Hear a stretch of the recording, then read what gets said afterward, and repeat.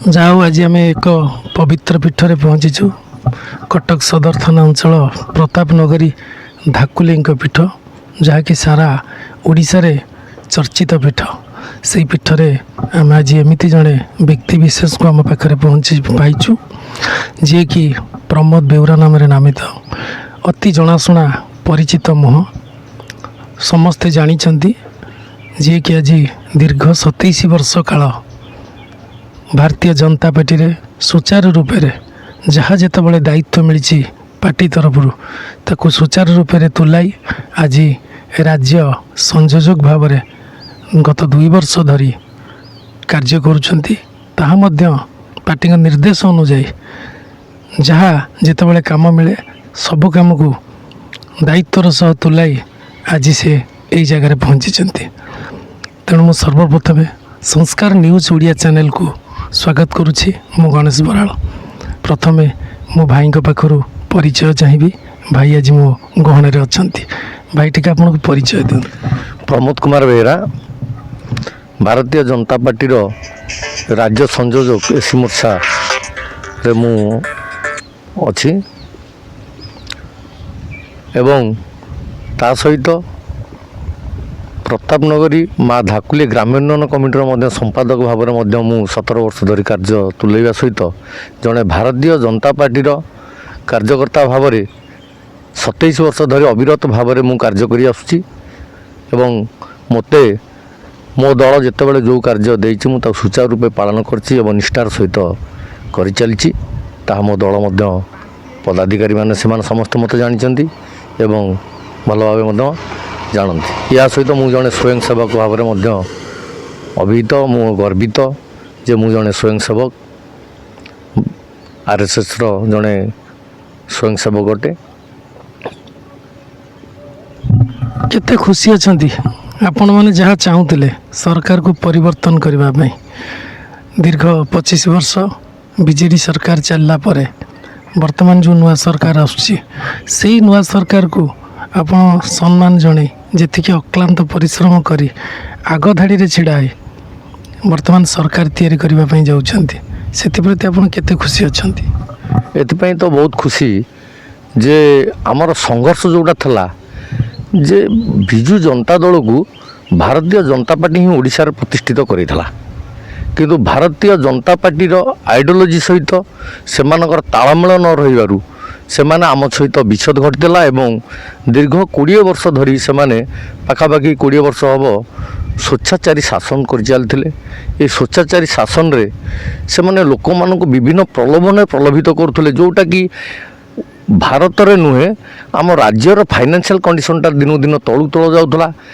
ଗରିବ ଲୋକ ଗରିବ ହୋଇ ଚାଲିଥିଲେ, ଧନୀ ଲୋକ ଧନୀ ହୋଇ ଚାଲିଥିଲେ ଏବଂ ଠିକାଦାର ଏବଂ ଗୁଣ୍ଡାରାଜ ଏସବୁ ବହୁ ସଂଖ୍ୟାରେ ବଢ଼ି ଚାଲିଥିଲା। ସେଥିରେ ସାଧାରଣ ଲୋକ ଅତିଷ୍ଠ ହୋଇଯାଇଥିଲେ, କିନ୍ତୁ ଏହାର ବଦଳରେ ସେମାନେ ଶାସନକୁ ପରିବର୍ତ୍ତନ କରିବାରେ କେବେ ସକ୍ଷମ ହୋଇପାରିନଥିଲେ, କାରଣ ଲୋକମାନେ ଭୟଭୀତ ଅବସ୍ଥାରେ ଥିଲେ। ଲୋକଙ୍କ ମନରୁ ଭୟକୁ ଦୂର କରିବା ପାଇଁ ବିଗତ 20 ବର୍ଷ ଧରି ଭାରତୀୟ ଜନତା ପାର୍ଟିର କାର୍ଯ୍ୟକର୍ତ୍ତାମାନେ ଯେଉଁ ସଂଘର୍ଷ କରିଥିଲେ, ଯେଉଁ ପ୍ରଚାର ପ୍ରସାର କରି ଚାଲିଥିଲେ ଏବଂ ତାଙ୍କର ଯେଉଁ ଆଦର୍ଶ ଆମର ଅଛି, ଦଳର ଆଦର୍ଶରେ ଆମେ ଲୋକମାନଙ୍କୁ ଅନୁପ୍ରାଣିତ କରିଥିଲୁ ଏବଂ ଲୋକଙ୍କୁ ପ୍ରକୃତ କଥା ଲୋକଙ୍କ ପାଖରେ ପହଞ୍ଚାଇଥିଲୁ।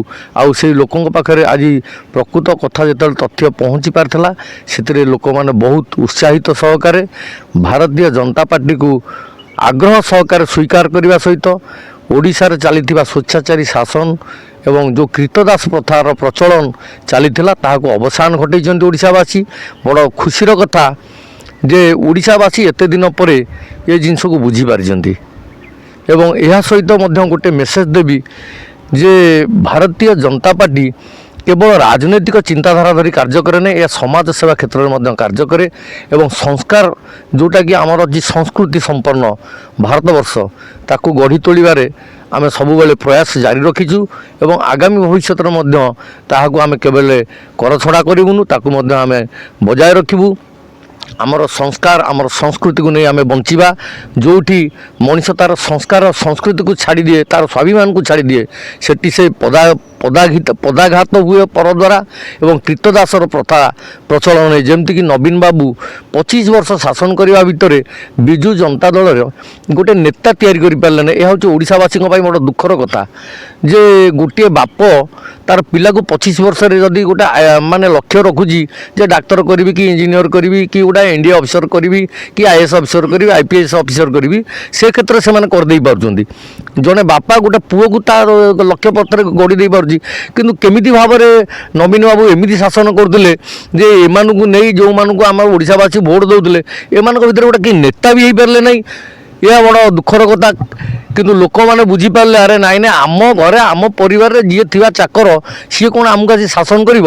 ଏ କଥାକୁ ଜାଣିପାରି ଲୋକମାନେ ନିଶ୍ଚିନ୍ତ ଭାବରେ ବିଜୁ ଜନତା ଦଳକୁ ପ୍ରତ୍ୟାଖ୍ୟାନ କରିଛନ୍ତି ଏବଂ ଓଡ଼ିଶାରେ ଭାରତୀୟ ଜନତା ପାର୍ଟିକୁ ଆପଣେଇଛନ୍ତି।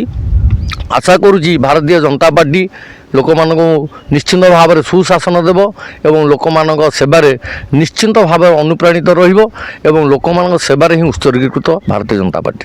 ଆପଣଙ୍କ କଥା ଅନୁଯାୟୀ ଯଦି ନବୀନ ବାବୁ ଓଡ଼ିଶା ପାଇଁ କିଛି କରୁନଥିଲେ, ଓଡ଼ିଶା ଜନସାଧାରଣ ମାନେ ବିଜୁ ଜନତା ଦଳ ପ୍ରତି ଅତିଷ୍ଠ ଥିଲେ ତ ପ୍ରଥମ 5 ବର୍ଷରେ ହୁଏତ ସରକାର ଚେଞ୍ଜ ହେଇପାରିଥାନ୍ତା। ଦୀର୍ଘ 25 ବର୍ଷ କାଳ ଜନସାଧାରଣ ଯେହେତୁ ବିଜୁ ଜନତା ଦଳକୁ ଜାବୁଡ଼ି ଧରିଥିଲେ, ବର୍ତ୍ତମାନ ହଠାତ୍ ପରିବର୍ତ୍ତନ ହେଲା, ତାର କାରଣ କ'ଣ? ନାଇଁ ଦେଖନ୍ତୁ, ଭାରତୀୟ ଜନତା ପାର୍ଟି ବା ବିଜୁ ଜନତା ଦଳ ମିଳିତ ସରକାର ଥିଲା। ତାପରେ ଯେତେବେଳେ ବିଚ୍ଛେଦ ପରେ ବିଜୁ ଜନତା ଦଳ ତାର ସରକାର କଲା। ନବୀନ ବାବୁ କିଛି କରିନାହାନ୍ତି। 20 ବର୍ଷ ବା 25 ବର୍ଷ ଧରି କ'ଣ କରିଛନ୍ତି? ଆମର ତ ଯେଉଁ ବେକାରୀ କି ଆମର ସେ ବେକାର ସମସ୍ୟା ରହିଛି, କୌଣସି କଳକାରଖାନା ଏପର୍ଯ୍ୟନ୍ତ ସେ କରିପାରିଲେ ନାହିଁ କି ଲୋକମାନେ ତ କାମ ଦେଇପାରିଲେ ନାହିଁ।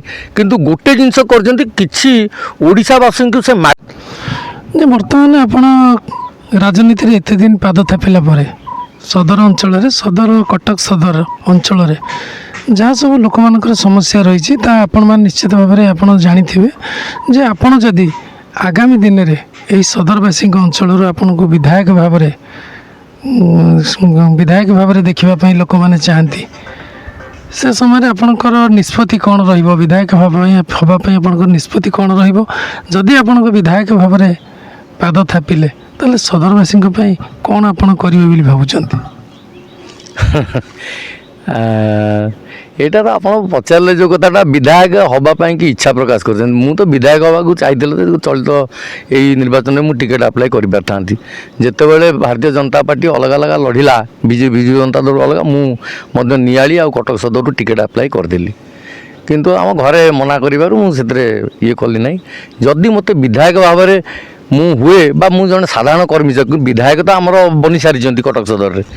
ବର୍ତ୍ତମାନ ଯିଏ ବିଧାୟକ ଅଛନ୍ତି, ଆମର ଯେଉଁ ମୌଳିକ ସମସ୍ୟା ରହିଛି, ମୁଁ ବିଧାୟକ ହେବା ବା ପ୍ରକାଶ ସେଠୀ ବିଧାୟକ ହେବା ଭିତରେ କୌଣସି ଫରକ ମୁଁ ଅନୁଭବ କରୁନାହିଁ। ଜଣେ ଭାରତୀୟ ଜନତା ପାର୍ଟିର ଛୋଟ କାର୍ଯ୍ୟକର୍ତ୍ତା ବି ହେଲେ ସେ ମଧ୍ୟ ଆଜି ଏଇଠି ପ୍ରକାଶ ସେଠୀ ଭାବରେ ଦଣ୍ଡାୟମାନ।